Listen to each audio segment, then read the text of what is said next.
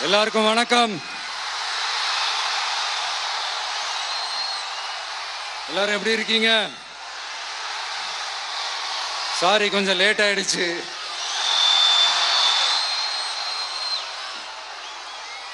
திருச்சியில் காலையில் பேசினப்போ அங்கே ஒரு மைக் ப்ராப்ளம் இருந்தது. அதனால அங்கே பேசினதில் ஒரு சில விஷயங்களை இங்கே நான் திரும்ப ரிப்பீட் பண்ணுறேன்.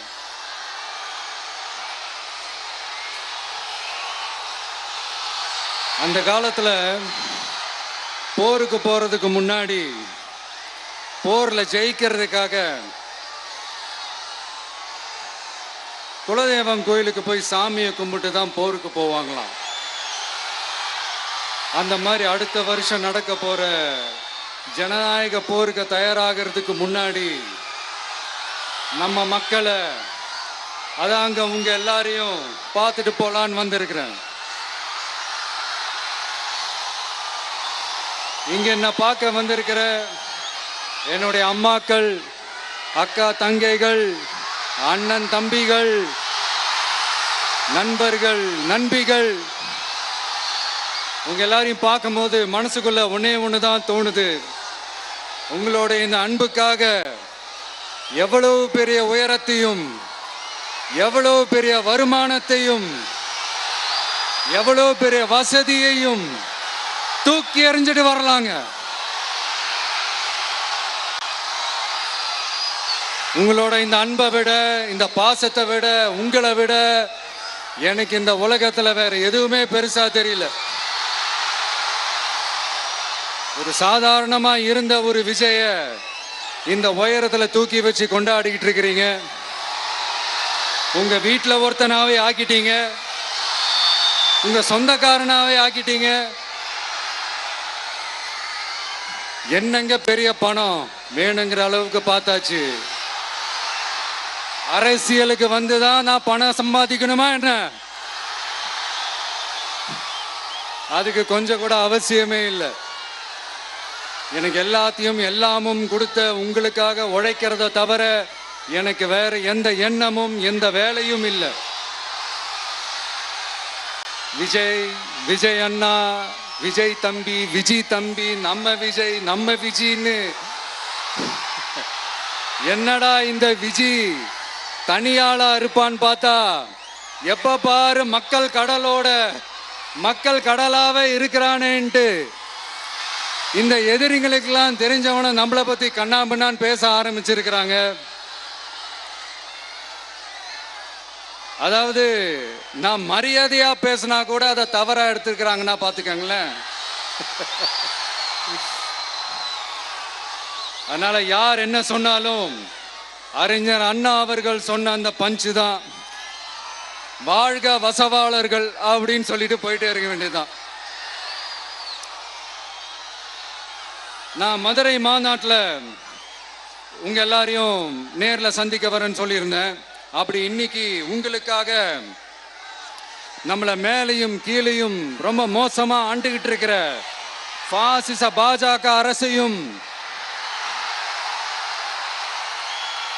பாய்சன் திமுக அரசையும் கேள்வி கேட்கறதுக்காக வந்திருக்கிறேன். இந்த பாஜக அரசு நம்மளை கொஞ்ச நெஞ்ச கொடுமையாங்க செய்து பீகார்ல 65 லட்சம் வாக்காளர்கள் ஓட்டர் லிஸ்ட்லயே காணோமா.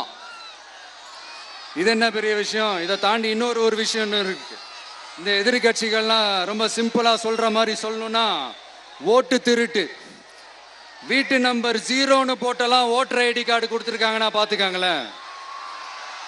எவ்வளவு பெரிய ஒரு மோசமான வேலைகள்லாம் அவங்க செய்யறாங்கன்னு பாத்துக்கங்க. அடுத்து ஒன் நேஷன் ஒன் எலெக்ஷன், ஒரே நாடு ஒரே தேர்தல். 2029ல இவங்களோட ஆட்சி காலம் முடிய போகுதுன்றது எல்லாருக்குமே தெரிஞ்ச ஒரு விஷயம்தான். அதனால இந்த மாநில அரசுகள் எல்லாத்தையும் கலைச்சிட்டு எல்லாருக்கும் ஒட்டு மொத்தமா ஒரே நேரத்தில் தேர்தல் வைக்கிற ஒரு ஐடியா. அப்பதானே ஒரே நேரத்தில் இந்த தில்லு முள்ளு வேலைகள்லாம் ஈஸியா செய்ய முடியும். இதுக்கு பேர் என்னங்க? ஜனநாயக படுகொலை தானே. அடுத்து டீலிமிட்டேஷன், பார்லிமெண்ட் தொகுதிகள் மறுசீராய்வு. நம்ம சவுத் இந்தியாவை விட நார்த் இந்தியாவுக்கு அதிகமான பார்லிமெண்ட் தொகுதிகள் கிடைக்கிற மாதிரி ஒரு மோசடி வேலையை ஒன்று செஞ்சுக்கிட்டு இருக்கிறாங்க. இதைத்தான் டிவிக்கே முதலையே எதிர்த்தோம், இப்பவும் எதிர்க்கிறோம், இனிமேலும் எதிர்ப்போம். அதனால் இந்த SIR, one nation one election, delimitation, இதெல்லாம் எதிர்கட்சிகளை அழிக்கிறதுக்காக ரொம்ப ரொம்ப முக்கியமா நம்ம சவுத் இந்தியாவோட அந்த பவரை குறைக்கிறதுக்காக செய்யப்படுற ஒரு மோசடி வேலைகள். இது ஒட்டுமொத்த இந்தியாவுக்கும் பாஜக அரசு செய்யற ஒரு துரோகம். சரி, பாஜக அரசு தான் நமக்கு துரோகம் செய்யறாங்கன்னு பார்த்தா இங்க திமுக அரசு நம்மளை நம்ப வச்சு ஏமாத்திக்கிட்டு இருக்கிறாங்க.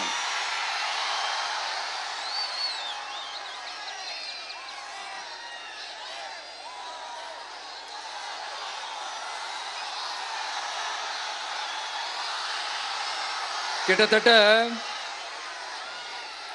நான் நீங்க எல்லாருமா சேர்ந்து தான் இவங்க நல்லது செய்வாங்கன்னு நினைச்சு தேர்ந்தெடுத்தோம். ஆனா நீங்க பாத்தீங்கன்னா, thank you, I love you, thank you thank you thank you. நீங்க பாத்தீங்கன்னா ஒரு 505 தேர்தல் வாக்குறுதிகளை நமக்கு தமிழ்நாட்டு மக்களுக்கு கொடுத்தாங்க. அதுல எத்தனை வாக்குறுதிகளை இந்த திமுக கவர்மெண்ட் நிறைவேற்றிருக்கு? முக்காவாசி வாக்குறுதிகளை கூட நிறைவேற்றாம எல்லாத்தையும் நிறைவேற்றிட்டோம் இப்படி கொஞ்சம் கூட மனசாட்சியே இல்லாம இப்படி கதை விடுறீங்களே மைடியர். வேணாம் வேணாம் வேணாம் வேணாம். உங்களுக்கு தான் ஆசையா பாசமா கூப்பிட்டா பிடிக்க மாட்டேங்குது. இப்படி கதை விடுறீங்களே மைடியர் சிஎம் சார்.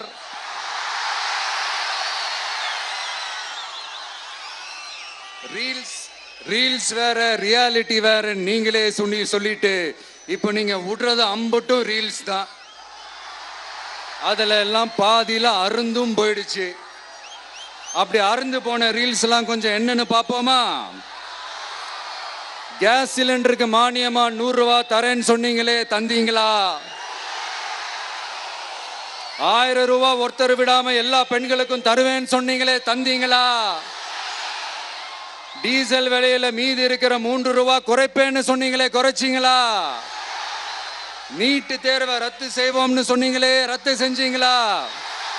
கல்வி கடனை ரத்து செய்வோம்னு சொன்னீங்களே, ரத்து செஞ்சீங்களா? வருஷத்துக்கு 10 லட்சம் பட்டதாரிகளுக்கு வேலை தருவேன்னு சொன்னீங்களே, தந்தீங்களா? மின்சார கட்டணத்தை மாசம் மாசம் கட்டுற மாதிரி மாத்துவேன்னு சொன்னீங்களே, மாத்துனீங்களா?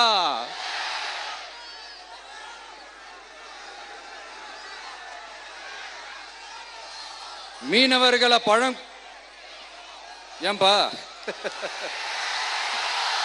மீனவர்களை பழங்குடியின பட்டியல சேர்ப்போம்னு சொன்னீங்களே, சேர்த்தீங்களா? மீனவர்களுக்கு 2 லட்சம் வீடுகள் கட்டித்தரப்படும் சொன்னீங்களே, கட்டி தந்தீங்களா?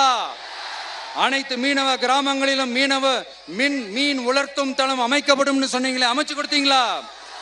நெசவாளர்களுக்கு கூட்டுறவு சங்கத்துல கொடுக்கிற கடனுக்கு வட்டி 12% 8% குறைக்கப்படும் சொன்னீங்களே, குறைச்சிங்களா?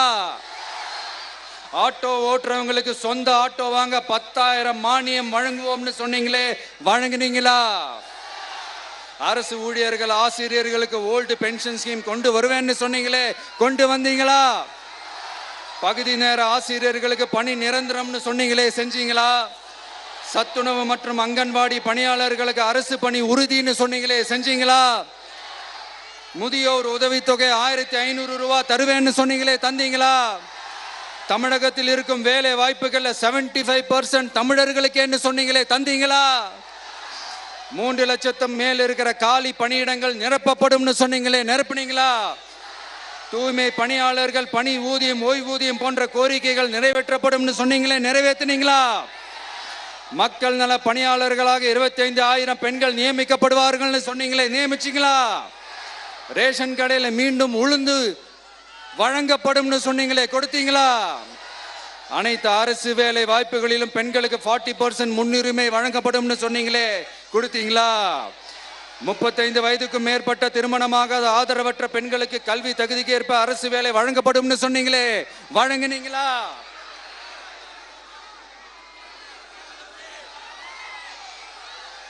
வகுப்பு வாரியத்தின் கோரிக்கைகள் பரிசீலிக்கப்பட்டு மேற்கொள்ளப்படும் சொன்னீங்களே, செஞ்சீங்களா? அரசு வீட்டு வசதி மற்றும் குடிசை மாற்று வாரிய வீடுகளில் மாற்றுத்திறனாளிக்கு ஒதுக்கீடு செய்யப்படும் சொன்னீங்களே, செஞ்சீங்களா? இலங்கை தமிழர்களை காப்பாற்ற ஒரே தீர்வு பொது வாக்கெடுப்பு தான், அதை நடத்த வலியுறுத்துவோம்னு சொன்னீங்களே, செஞ்சீங்களா? இப்படியே நம்ம கேள்வி கேட்டுக்கிட்டே இருக்க வேண்டியதுதான். இவங்க கிட்ட இருந்து எந்த பதிலும் வரப்போறது இல்ல. ஏன்னா இருந்தாதானே. அதனால நான் உங்களை கேட்கிறேன், செய்வோம் செய்வோம் செய்வோம் செய்வோம்னு சொன்னாங்களே, செஞ்சாங்களா? சத்தமா சத்தமா? மை டியர், வேணாம் வேணாம் வேணாம். அப்படி கூப்பிட்டா, ஆசையா பாசமா கூப்பிட்டா அவங்களுக்கு பிடிக்க மாட்டேங்குது. அதனால கேக்குதா மை டியர் சிஎம் சார்? அவங்க பண்றது துரோகம்னா நீங்க பண்றது நம்பிக்கை மோசடி. இது ரெண்டுமே ஒண்ணுதான், ரெண்டுமே ஏமாத்து வேலை தான். இது ரெண்டுமே ஜனநாயக குற்றம் தான். இப்படி ஏமாத்துறதுல இவங்க ரெண்டு பேருமே ஒரே வகைரா தான்.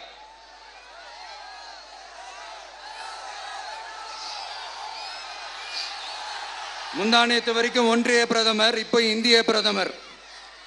இப்படி மாத்தி மாத்தி பிளேட்டை மாத்தி மாத்தி பேசுறதுல நம்ம சிஎம் சார் ரொம்ப பிரில்லியன்ட். இப்ப புரியுதா மக்களே? மறைமுக உறவுக்காரர்கள்னு நாம ஏன் சொல்றோம்னு? சரி, இப்ப நம்ம அரியலூர் மாவட்டத்துக்கு வருவோம்.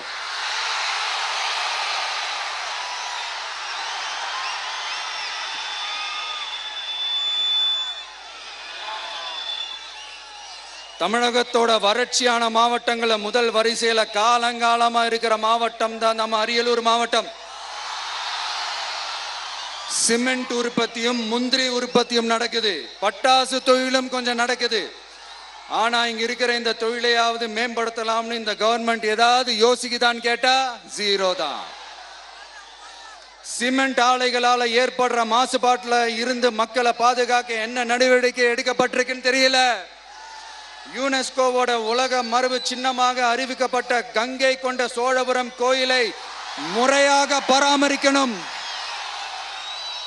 ஜெயங்கொண்டத்தில் ராஜேந்திர சோழனுக்கு மணிமண்டபம் அமைக்கலையே ஏன்?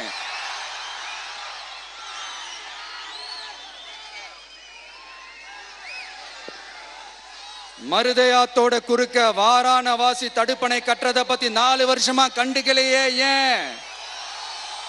அரியலூர்ல இருந்து ஜெயங்கொண்டான் காட்டுமன்னார் கோயில் வழியாக சிதம்பரத்துக்கு ரயில்வே வழித்தடம் அமைக்கணும்ன்ற கோரிக்கை என்னாச்சுன்னு தெரியல. ஜெயங்கொண்டத்திலிருந்து கும்பகோணத்திற்கு ரயில்வே வழித்தடம் அமைக்கணும்ன்ற கோரிக்கை என்னாச்சுன்னு தெரியல. அரியலூர்னாலே முந்திரி உற்பத்தி தான் பிரதானம். அதனால முந்திரி தொழிற்சாலை அமைக்கணும்ன்ற கோரிக்கை என்னாச்சுன்னு தெரியல. இந்த மாவட்ட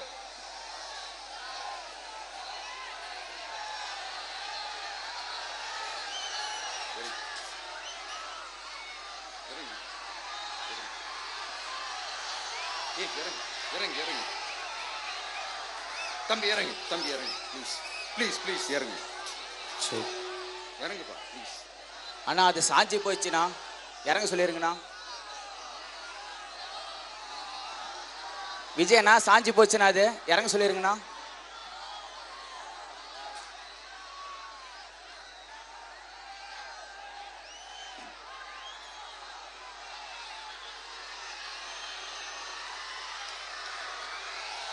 ஹலோ பிரதர் சார், அவரை இறங்க சொல்லுங்க ப்ளீஸ்.